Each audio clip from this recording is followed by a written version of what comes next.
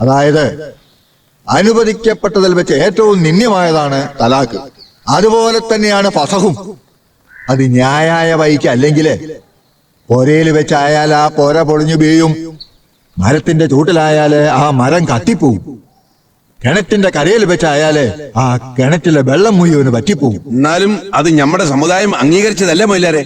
തന്നെ മനസ്സുകൾ ഒത്തുചേരാത്ത മനുഷ്യന്മാര് ഒരുമിച്ച് ജീവിക്കാൻ പാടില്ല.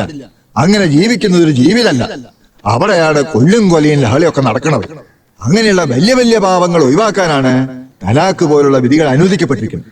നബി തിരുമേനിയുടെ അജത്തുൽ വദാഹ്, അതായത് വിടവാങ്ങൽ പ്രസംഗത്തിൽ പറഞ്ഞിരിക്കുന്നത് സ്ത്രീകളോട് വളരെയധികം മാന്യമായി പെരുമാറണം എന്നാണ്. വിധവയായാലും കനികയായാലും ഓളെ കബൂല് കേൾക്കാണ്ട് നിക്കാഹ് നടത്തി കൊടുക്കാൻ പാടില്ല.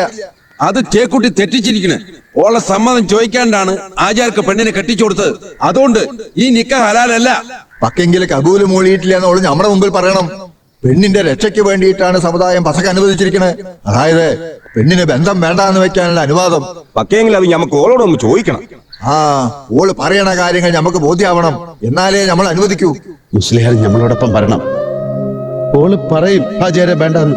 എല്ലാം കേട്ടിട്ട് പടച്ചോന് നടക്കണ കാര്യമാണെന്ന് മുഴുവനായി ബോധ്യം വന്നാൽ മാത്രം മൊയ് ചൊല്ലാനുള്ള സമ്മതം കൊടുത്താൽ മതി.